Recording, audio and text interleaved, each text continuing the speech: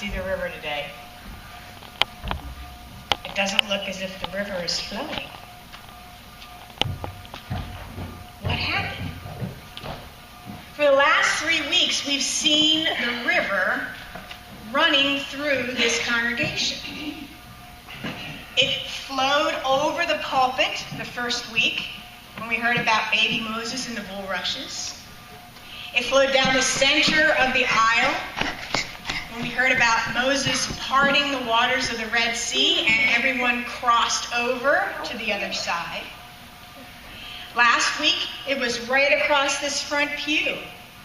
And we talked about the waters being parted at the Jordan River so that the Israelites could cross over on the other side, ready to go into the promised land.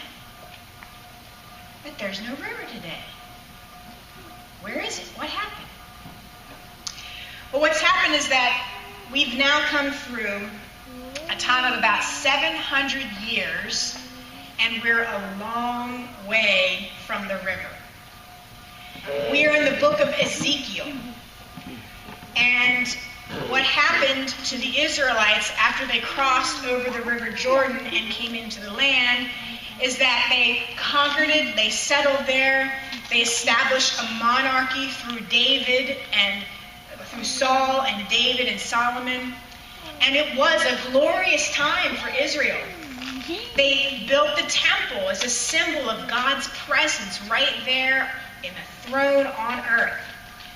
And they went from wandering in the wilderness to building this house for God so that the 10 Commandments could be right there in that location. It was a glorious temple. It was the seat of God among them. And when they did this, they knew that the waters of God's blessing was flowing over them with abundance. But after the death of Solomon, the kingdom became divided. The people of Israel settled into the northern and the southern kingdoms with different rulers and a history of rebelling against God's commands. They had long since forgotten their commitment that they made to God on the Jordan River hundreds of years ago. And as the saying goes, a house divided amongst itself is sure to fall. And that's what happened with Israel. First, the northern kingdom fell to foreign invaders. And then the southern kingdom was attacked by the Babylonians, and Jerusalem was besieged. In the year 587, the temple was destroyed, and the people were driven away from their homes, and they lived as captives in the land of Babylon.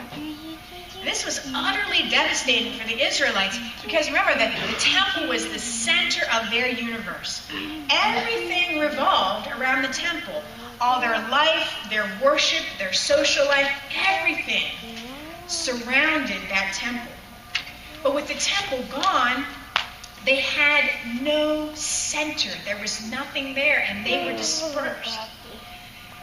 So Ezekiel, who was a priest and a prophet of Israel, he's sitting beside his fellow Hebrews in the land of Samaria.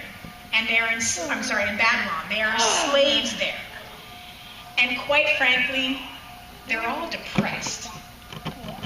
Mostly because they knew they brought this on themselves. They had been warned by lots of prophets that if they didn't change their ways, the consequences were going to be awful. And they didn't listen. They were too caught up in protecting their bottom line. They ignored what was really important. If you read through the books of the minor prophets, books like Amos and Joel and Habakkuk and Obadiah, you can hear a critique of the way people were living. They were only concerned about their own lifestyle, their own convenience and their comfort. They wanted to live the high life, and they ignored the concerns of the poor, and they destroyed the earth for the sake of temporary profit. And here they are paying the price. The first 35 chapters of Ezekiel recount the judgment that God gives them against Israel. They worshiped gods in the temples and abused the power that had been given to them. They squandered the blessings that God had given them. Now, had God abandoned them? No. They had driven God away. And now it seemed as if the river had dried up. All that remained were the stagnant waters of hopelessness. Does any of this sound familiar? Do you see any parallels between Ezekiel's world and our world today? Actually, the resemblance between them is uncanny, especially it relates to some of the crises that our world is now facing. Like the Israelites living in a divided kingdom, we are a house divided amongst ourselves. There seem to be always two kingdoms fighting each other, especially on environmental issues. There's always an us versus them mentality. The polluting industries against communities, the logging companies and the tree huggers, PETA and the poultry industries. Even here in the upper Susquehanna Valley, our river is threatened by countless forms of pollution, and everyone's taking sides. We have shale gas industry on one side and anti-fractivists on the other. We have industries and politicians on one side and landowners who are fighting for their right to profit. And we have environmentalists on the other side who believe they're fighting for the land. And neither side is completely free of sin. Our world is a house divided. And it is falling. Because no matter what side you're on, there is no disputing the fact that our world is indeed more polluted. That the environmental factors of illnesses and cancers are increasing. And the extinction of species is escalating. Some would even say that we are living in a state of exile, like the Israelites were. But we're not just exiled from a temple location. We're exiled from the very earth that sustained us. It's not that God has abandoned us, but we've driven out God from creation. We don't think of God as being infused in creation. And we are living in a world where rivers are literally drying up. And it affects us on a deep emotional level, either directly or in an indirect way. Like the people of Israel, a lot of us are depressed. Have you thought about how many people you know who suffer from depression these days? Those of you who have lived more than 50 years probably think, yeah, there's a lot more people who suffer from depression than I remember when I was growing up. I can name you 5 off the top of my head without even thinking about it who I know are on antidepressants. And this high level of depression in our society is not just a coincidence. It's a sign of how interconnected we all are. More and more people are taking in the suffering of humanity and our planet. Our connections on Facebook and Twitter and the internet, we can see instantly when there are wars, when there are tragedies, when there are illegal toxic dumpings. We are literally bombarded with images daily, sometimes hourly, of the headlines of suffering around the world. So it can't help but affect you and get into your soul. See, the more highly developed consciousness we have, the more this suffering weighs on us. And it can feel like it's going to crush us sometimes. We find ourselves in the midst of stagnant waters. They're not moving. Think about a person you know who has suffered from depression. It's like the waters just stop moving. their spirit stops flowing. Something is blocking it. The river is blocked. The banks are clogged with so much pain, so much frustration, so much stuff that needs to be dealt with. There's a connection between the exiles of Israel and the exiles of the planet in our own bodies. Their story is our story. And what we need is a vision, like the one that Ezekiel had. We need a reminder that the future is in God's hands and that all is not lost. That there is hope, and that hope does indeed spring eternal. Ezekiel had a vision. Look behind you. Ezekiel saw the river. The river flowed out from the temple, and it flowed all around, and it revived everyone on all sides. Sorry, didn't want to hit George in the head there. The river flowed out, and it refreshed everything on every side. The wilted trees began to bloom. The flowers began to bloom. And it flowed out to the point where even the stagnant water was refreshed. And that water flows all around God's temple. The waters were clean and clear, and they rejuvenated everything that they came in contact with. There was healthy fish.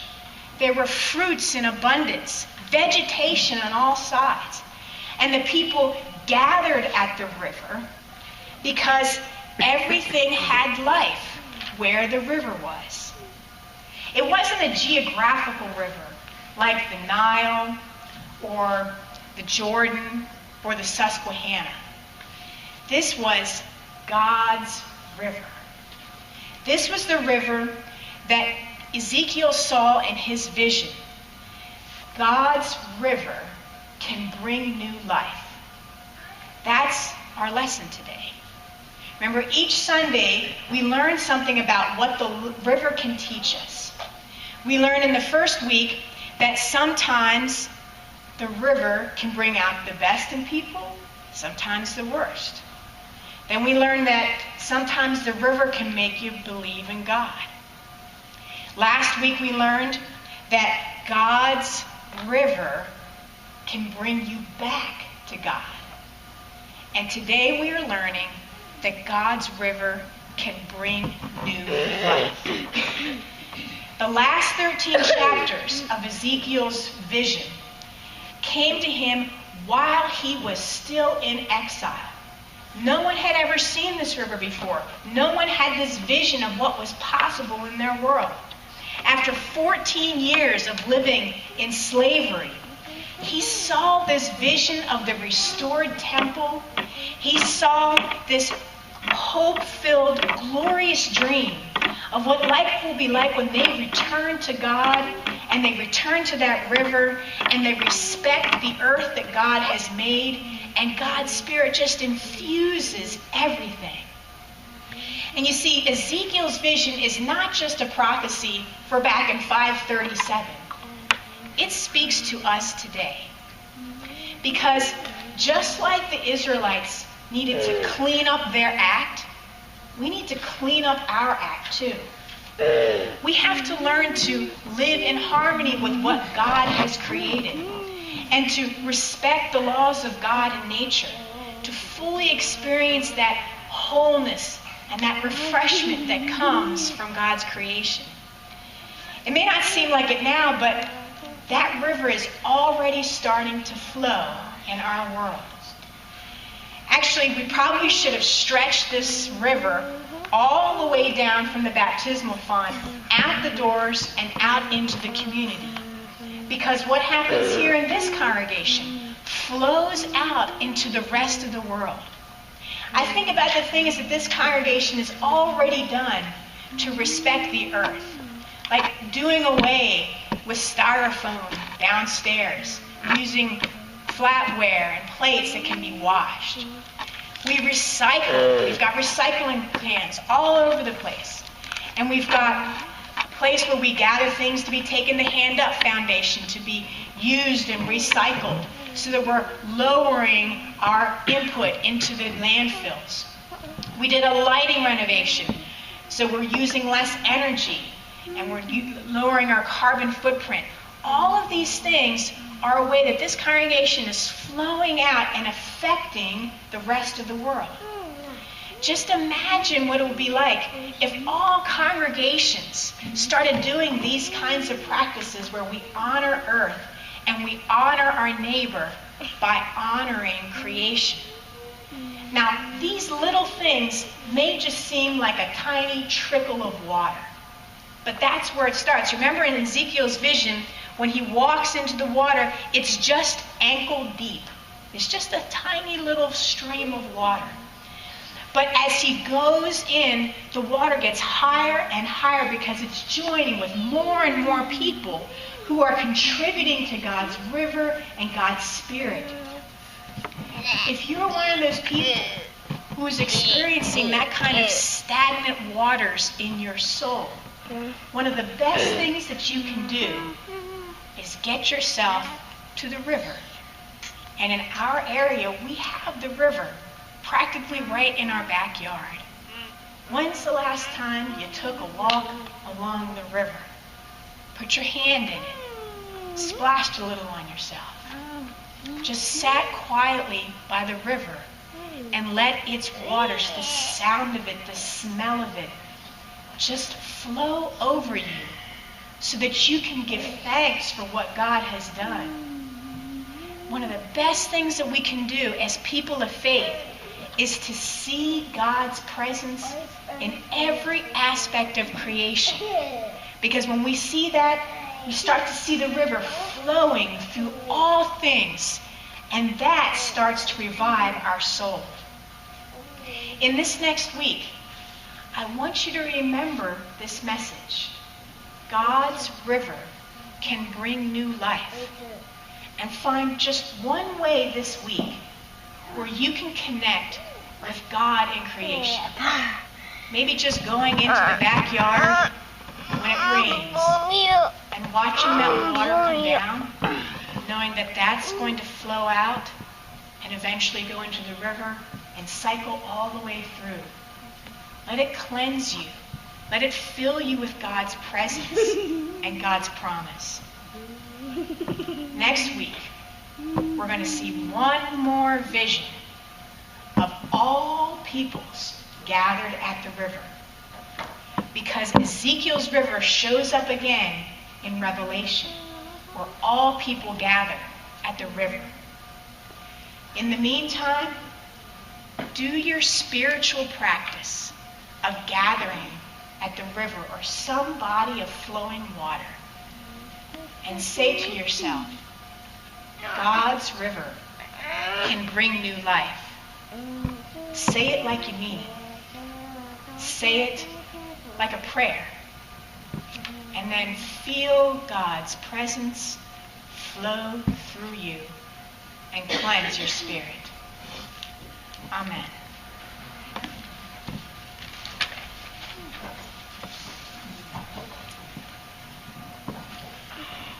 Our hymn is Joys Are Flowing. The words are in your bulletin. You will recognize the tune.